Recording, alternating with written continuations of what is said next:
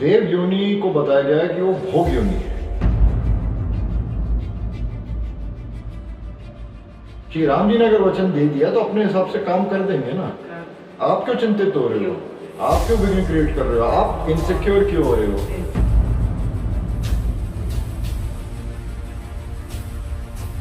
तो मन की शांति तभी मिल सकती है जब हम भगवान राम के चरणों में अपने आप को समर्पित नहीं करेंगे।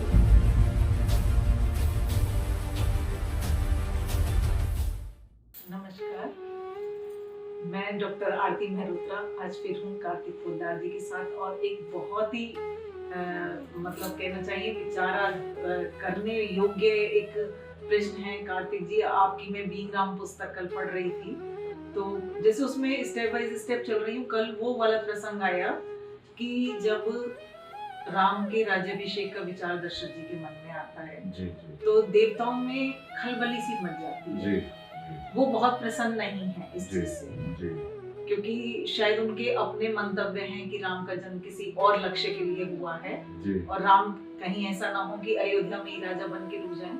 तो वहां आपने बीइंग राम में लिखा है कि मनुष्य जो है वो अच्छे कर्म करके, पुण्य कर्म करके, मनुष्य ही अपने पुण्य कर्मों के बल पे स्वर्ग में जाके देवत्व को प्राप्त करता है, देवताओं की देव योनि को प्राप्त करता है। और देव योनि को प्राप्त करके वहां पे हर देवता के रूप में उसकी अपनी पावर होती है, अपना एक हिस्सा होता है। जी, जैसे तो अग्नि देवता हो गए, पवन अच्छा, देवता हो गए, अच्छा, ये उनकी शक्तियां हो गई, इंद्र हो गए। अच्छा, तो ये भी पुण्य कर्मों का जिसका जितना जी, ये पद है।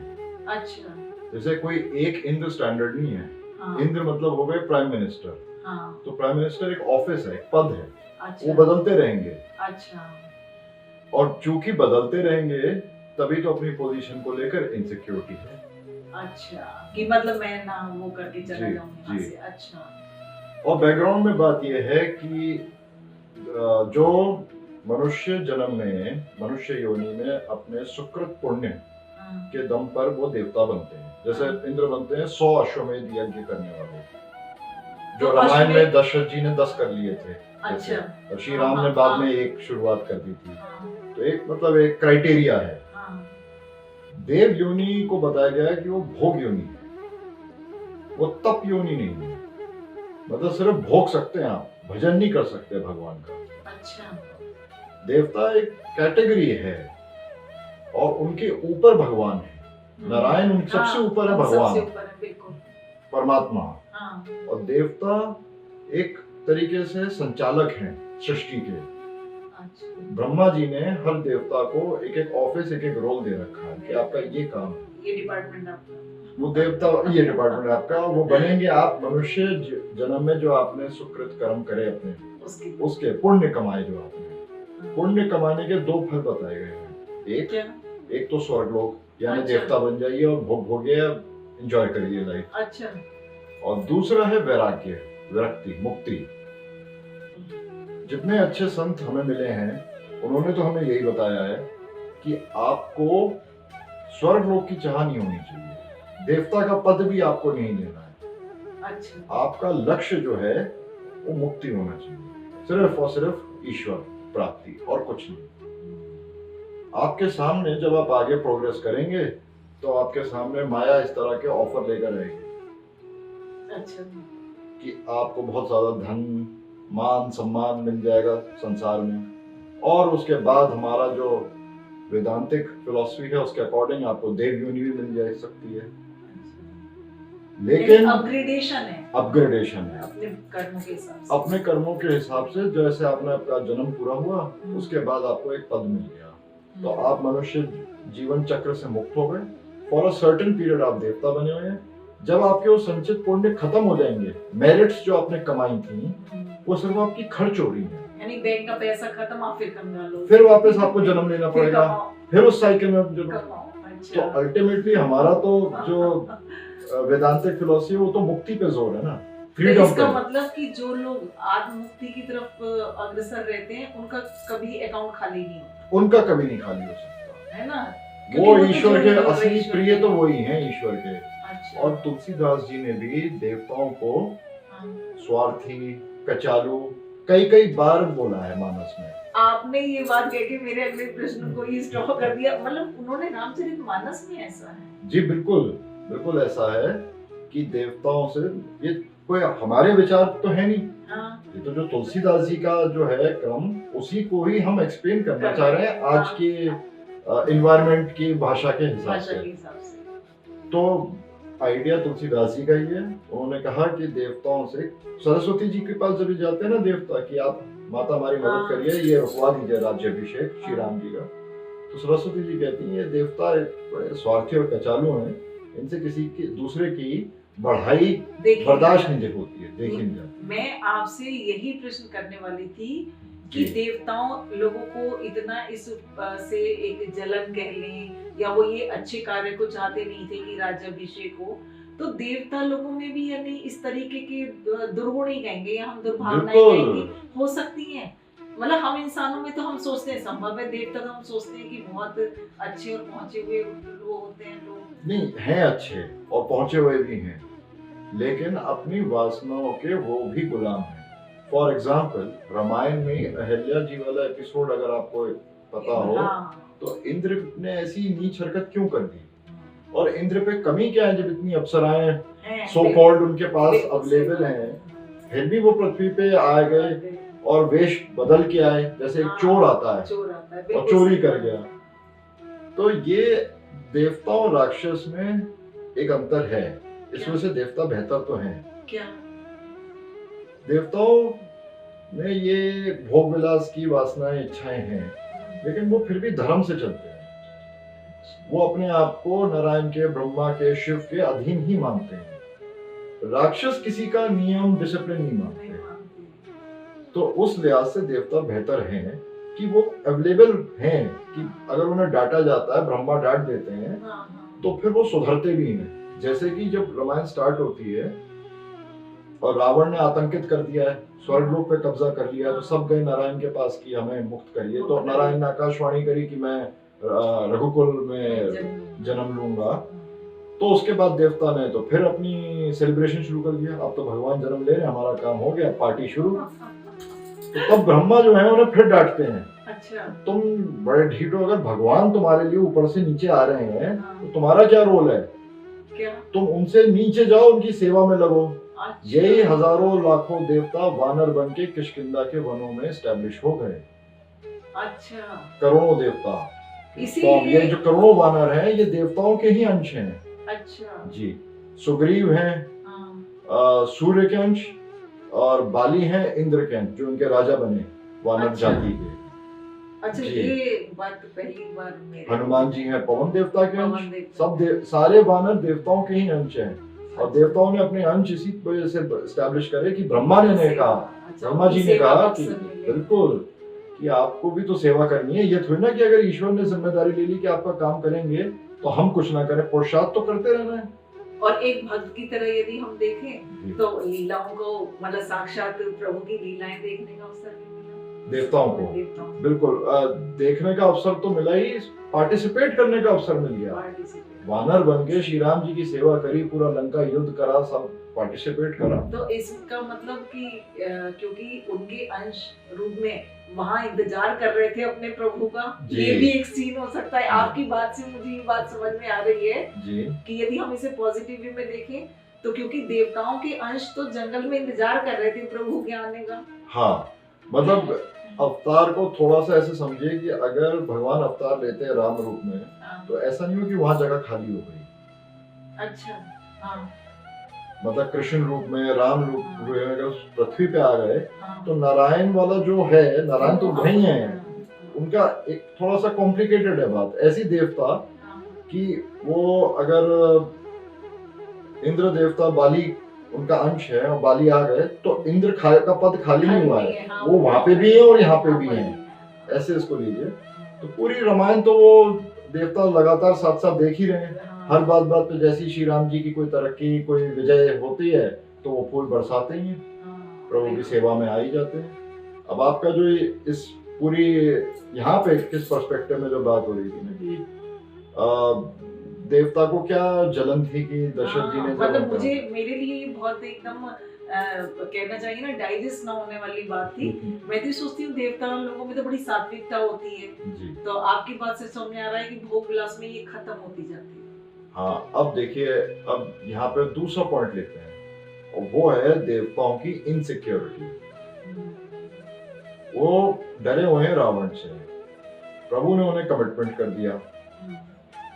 देवता चाहते हैं जल्दी से जल्दी ये काम हो जाए, जो दुख में है तकलीफ में है तो वो तो चाहेगा। लेकिन पर ये भी तो देखना चाहिए, आप दुख में तकलीफ में हैं, ठीक है, पर कमिटमेंट है किसका? भगवान का कमिटमेंट है। कोई हमारे जैसे साधारण चलते फिरते हम सामाजिक आदमी का थोड़ी ना है, साक्षात भगवान का कमिटमेंट है। तो आपको क्या उनकी बात पे विश्वास नहीं है? श्री राम जी ने अगर वचन दे दिया तो अपने हिसाब से काम कर देंगे ना। आप क्यों चिंतित हो रहे हो? आप क्यों विघ्न क्रिएट कर रहे हो? आप इनसिक्योर क्यों हो रहे हो? तो ये हमें ये समझना चाहिए, हमें किस बात की चिंता। तो ये हमारे अंडरस्टैंडिंग के लिए अच्छा एग्जांपल है ना, कि हम बड़ी जल्दी इनसिक्योर हैं, हो जाते हैं। पूरा जीवन ही हमारा इनसिक्योरिटीज पे नहीं चलता। ये तो पूरा जीवन हम एक्यूमुलेट नहीं करते रहते कि पैसा हो जाए, इंश्योरेंस हो जाए, एफडीज हो जाए, प्रॉपर्टी हो जाए, बच्चों के लिए हो जाए। और ईश्वर के लिए मतलब चीज पे जैसे भगवान के मंदिर में भी जाएंगे, मांगेंगे, पता है वो सर्वशक्ति मान है, लेकिन कहीं मतलब वही ना देवताओं वाली बात, उतना पेशेंस नहीं है। पेशेंस नहीं है, है ना? क्यों? क्योंकि क्या विश्वास नहीं है। विश्वास नहीं। मतलब जिसने ये पूरा निर्माण किया सृष्टि, एक एक जीव का जन्म से लेकर मृत्यु तक हिसाब रखा हुआ है, देखभाल कर रहे हैं, क्या वो हमारे लिए नहीं सोच के रखा होगा उन्होंने? तो हम बहुत मतलब बुद्धिमान और काबिल हैं कि हम ही सोचेंगे, हम ही अपने बच्चों का फ्यूचर डिसाइड करेंगे। ऐसे लोगों से तो प्रभु भी मजे लेते हैं, छोटा करो। एग्जैक्टली, तो प्रभु कहते हैं भाई तुम्हें अपनी अकल लगानी है, लगा लो, चलो पहले तुम करो, देख लो करके, तुम ही कर लो। जब सब तरफ से हार जाओगे तो आना तो बेटा मेरे पास ही है तुम्हें। ये इनसिक्योरिटी है देवताओं की, और उसी वजह से उन्होंने ये कहा कि भाई किसी तरह से इसको प्रोग्राम को कैंसिल किया जाए राज्याभिषेक का। दूसरा एक और एस्पेक्ट ये है कि दशरथ जी की जो प्रोग्रेस हो रही थी एज अ साधक, वो इंद्र अपने पद को लेके इनसिक्योर हो गया। अच्छा जी, जैसे तुलसीदास जी ने बताया कि दशरथ जी बिल्कुल धर्म के मार्ग पे बहुत बढ़िया एकदम परफेक्ट लाइफ लीड कर रहे थे, और ये लगभग आखिरी स्टेप थी उनके जीवन की, कि पूरे अपने जो मोह माया जिसको कहते हैं अटैचमेंट्स, संसारिकता, वो सब कुछ प्रभु के अर्पण सरेंडर करते हैं। उनकी शरण में होने वाले ही थे, वहीं उन्होंने रुकावट कर दी। वो तो वैसी 100 अश्व में एक के बराबर ही हो जाता, राम का राज्य 100 क्या मतलब क्या अश्व क्या मेघ जो ईश्वर की। अब हम समझ में आया भाई इंद्र जी का डरना भी लाजमी था। कॉम्प्लेक्स पर्सनालिटी है इंद्र, यहाँ इनसिक्योर भी हैं लेकिन प्रभु के भक्त भी हैं, सेवा भी करते हैं, गलत काम भी कर देते हैं, गलतियां भी कर देते हैं। तो ऐसे ही तो मनुष्य है, कोई भी परफेक्ट तो हो नहीं सकता। अच्छा, आपकी बात से ये भी चीज समझ में आ रही है, जैसे आपने बोला कि डिपार्टमेंट है और उन सब डिपार्टमेंट के बॉस इंद्र जी हो गए, तो जो बॉस है उसका जो लिंक है वो मालिक से डायरेक्ट ज्यादा होता है, कह सकते हैं, है ना? और देवताओं से मुझे लगता है कि थोड़ा तो एक ये भी तो होता है, यदि पद जाएगा तो वो नजदीकी भी चली जाएगी। हाँ, ये भी एक पर्सपेक्टिव अच्छा है। आपकी बात से ही समझ में मतलब एक विचार आया। ये बड़ा अच्छा आपका एक पर्सपेक्टिव है कि हर व्यक्ति ये चाहता है कि जो टॉप मोस्ट है उसकी मैं नजदीकी बना रहा हूँ, मेरी पहचान बनी रहे उससे। वो भी एक इनसिक्योरिटी है कि पद छूटना तो सबको छूटता है, प्रभु से नजदीकी कौन छोड़ना चाहेगा? कौन छोड़ना चाहेगा? 100% जिन्होंने इतना पद दे दिया। इंद्र जी कहीं सुन रहे हो तो देख लीजिए, मैं आपकी वकालत ही कर रही हूँ। नहीं, हम तो इंद्र जी के भी भक्त हैं, और जितने हमारे यहाँ देखिए कर्मकांड होता है, यज्ञ होते हैं, तो उसमें हम देवताओं की तो पूजा करते हैं। हम अपनी फैक्ट्री चलाते हैं तो विश्वकर्मा वो भी तो देवता है, हम उनकी पूजा करते हैं। बल्कि ये कहा जाता है ना कि देवता जो है वो ज्यादा जल्दी कृपा कर देते हैं, जल्दी कृपा कर देते हैं, बिल्कुल। क्योंकि देवताओं के साथ जो जीव है उसका स्टार्टिंग में मानस में आया है, रिलेशनशिप गिव एंड टेक का है। अच्छा। जब दशरथ जी को पुत्र नहीं हो रहा था, संतान नहीं हो रही थी, तो पुत्र यष्टि यज्ञ वो कराते हैं, तो अग्नि देवता प्रकट हुए, तो देवता जल्दी प्रसाद दे देते हैं। इस वजह से कर्मकांड ज्यादा पॉपुलर है। अच्छा, हर घर में कर्मकांड यज्ञ इसी वजह से होते हैं कि भाई हमारा ये विश्वास है कि देवताओं से मांगोगे तो बड़ा जल्दी देंगे वो आपको। सही। लेकिन ये रिलेशनशिप गिव एंड टेक की है। जब आपने देना छोड़ दिया तो फिर वहां से मिलना भी छूट जाएगा। तो ये चलाते रहना पड़ेगा आपको साइकिल। और हम लोग ना वो वहीं पे देवताओं तक ही जाके खुश रहते हैं क्योंकि हमें वर्ल्डली चीजें जल्दी मिल जाती हैं। एग्जैक्टली, हमें मटेरियल ही तो चाहिए ना। Material। हमारी लाइफ में वैल्यू मटेरियलिज्म की है कि वही सब जो हमें चाहिए होता है अपनी इच्छाएं पूर्ति के लिए। और ईश्वर की भक्ति में बड़ा धैर्य चाहिए, बहुत समय लगता है। और ईश्वर का पर्पस ये नहीं है कि आपकी मटेरियल जरूरतें पूरी कर दे, वो उनका पर्पस ये है कि आपके अंदर उन मटेरियल जरूरतों को लेकर वैराग्य जागृत हो जाए, आपकी आसक्ति खत्म करना उनका काम है, जिससे तुम बिल्कुल अंतःकरण क्लियर हो जाए, तुम मेरे पास आ जाओ। कोई भी एक वासना बची रहेगी तो यहाँ फंसे रहोगे, तो फिर मुक्ति नहीं मिलेगी। इसी वजह से इसको मुक्ति कब मिलेगी, कैसे मिलेगी, क्या पता। लेकिन अगर मैं सिंपल लैंग्वेज में बोलूं तो मन की शांति तभी मिल सकती है जब हम भगवान राम के चरणों में अपने आप को समर्पित नहीं करते। बाकी किसी भी देवता से कोई भी इच्छा आसक्ति कुछ भी करते रहिए, इच्छा पूर्ति भी होती रहेगी, लेकिन ये गारंटी है कि मन की शांति नहीं मिलेगी। कभी आप सिक्योर्ड फील नहीं कर सकते, कभी कॉन्फिडेंट फील नहीं कर सकते, कभी निर्भय नहीं हो सकते। निर्भय तो सिर्फ श्री राम जी की भक्ति से ही हो सकते हैं। बहुत बहुत धन्यवाद। और आज मुझे 3 अच्छी चीजें यहाँ पर आके आपसे सुनने को और सीखने को मिली। कि पहली बात तो ये कि हमारे पुण्य कर्मी हमें देवता बनाते हैं और हमारे उस देवत्व को हम प्राप्त कर सकते हैं, और आसुर भी बनाते हैं। और उस वही बुरे कर्म हमें आसुर की प्रवृत्ति की। हमारे कर्म या तो पुण्य में होंगे या पाप में होंगे। पुण्य होंगे देवता, पाप होगा तो आसुर।